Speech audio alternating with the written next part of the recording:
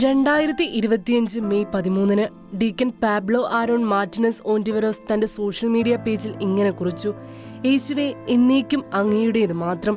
Deacon പട്ടം സ്വീകരിച്ച ശേഷം തന്റെ പൂർണ്ണ പ്രതിബദ്ധതയെ പ്രതിഫലിപ്പിക്കുന്ന ആ യുവ ഡീക്കന്റെ സന്ദേശമായിരുന്നു അത്. 23 ദിവസങ്ങൾക്കിപ്പുറം മെക്സിക്കോയിലെ ചിഹുവാഹുവായിൽ കണ്ണീരോർമ്മയാകുകയാണ് ആ യുവ ഡീക്കൻ. ഡീക്കൻ പട്ടം സ്വീകരിച്ച് വെറും 23 ദിവസങ്ങൾക്കുള്ളിൽ യുവ ഡീക്കൻ വാഹനാപകടത്തിൽ മരിച്ചു.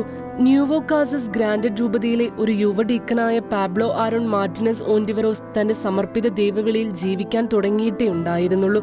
പൗരോഹിത്യം സ്വീകരിക്കാനുള്ള അടുത്ത തയ്യാറെടുപ്പിലായിരുന്നു ആ യുവ ഡീക്കൻ. ദൈവത്തിന്റെ നിത്യസ്നേഹി എന്നാണ് അദ്ദേഹത്തെ അറിയുന്നവർ എപ്പോഴും വിശേഷിപ്പിക്കുക.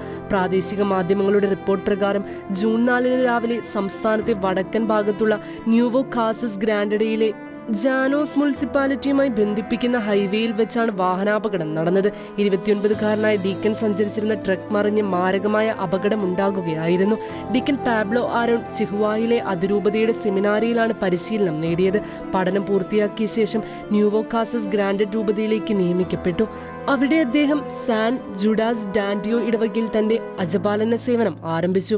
2023 സെപ്റ്റംബർ മുതൽ 2024 ജൂൺ വരെ ഏകദേശം ഒരു വർഷക്കാലം അമേരിക്കൻ അതിർത്തിയിൽ നിന്ന് ഏകദേശം 100 കിലോമീറ്റർ അകലെയുള്ള ആ ദേവാലയത്തിൽ ഫാദർ ഗില്ലർമോ വെൻസോർ റോഡ്രിഗസിനൊപ്പം ഡീക്കൻ സേവനമനുഷ്ഠിച്ചു. എപ്പോഴും വളരെ സന്തോഷവാനും സംതൃപ്തനുമായിരുന്ന ഒരു യുവാവ്, വളരെ ബുദ്ധിശാലിയും ഒപ്പം കർത്താവിനോട് വിശ്വസ്തനായ സമർപ്പിതനുമായിരുന്നു ഡീക്കൻ പാബ്ലോ ആരോൺ എന്ന് ഫാദർ ഗില്ലർമോ വെർണോസ് തന്റെ സഹശുശ്രൂഷയെക്കുറിച്ച് ASI പ്രസയ്ക്ക് നൽകിയ അഭിമുഖത്തിൽ സ്നേഹപൂർവ്വം ഓർമ്മിച്ചു. ഫാദർ വെൻസോർ റോഡ്രിഗസ് അദ്ദേഹത്തിന്റെ വ്യക്തിത്വത്തെ മാത്രമല്ല, ദൈവത്തോടുള്ള അഗാധമായ സമർപ്പണത്തെയും ഊന്നി പറഞ്ഞു.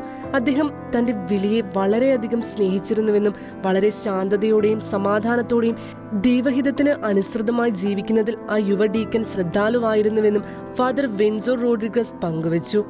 ദൈവവുമായി പിതൃപുത്രബന്ധം നിലനിർത്തിയിരുന്ന വ്യക്തിത്വമായിരുന്നു ഡീക്കനെന്ന് അദ്ദേഹത്തോടൊപ്പമായിരുന്ന സമയങ്ങളിൽ അനുഭവപ്പെട്ടിരുന്നുവെന്നും ഫാദർ കൂട്ടിച്ചേർത്തു. ഒരു പുരോഹിതനാകാൻ അടുത്ത ഒരുക്കത്തിലായിരുന്ന അദ്ദേഹം എപ്പോഴും തന്റെ ആവേശം പ്രകടിപ്പിച്ചിരുന്നു. നിങ്ങളുടെ പ്രാർത്ഥനകളില്ലാതെ എന്നെ പോകാൻ അനുവദിക്കരുതെന്നും നമ്മുടെ പരിശുദ്ധ അമ്മയുടെ മാതൃക പിന്തുടർന്ന് നമ്മുടെ നല്ല ദൈവത്തിന്റെ നിരന്തരമായ സഹായത്തോടെ ഈ ഭാവി ശുശ്രൂഷയിൽ ഞാൻ ജീവിക്കുമെന്ന് പങ്കുവെച്ച ഡീക്കന്റെ വാക്കുകൾ മിഴി നനയ്ക്കുന്നതാണ്. ന്യൂവോ കാസസ് ഗ്രാൻഡ് രൂപത, ചിഹുവാഹ അതിരൂപത, താരഹുമ രൂപത, കുഹറ്റെമോക് മഡേറ രൂപതകൾ യുവ ഡീക്കന്റെ മരണത്തിൽ ദുഃഖം പങ്കുവെക്കുകയും കുടുംബത്തോടുള്ള പ്രാർത്ഥനയും അനുശോചനവും പ്രകടിപ്പിക്കുകയും ചെയ്തു. International desk, Shekinah news.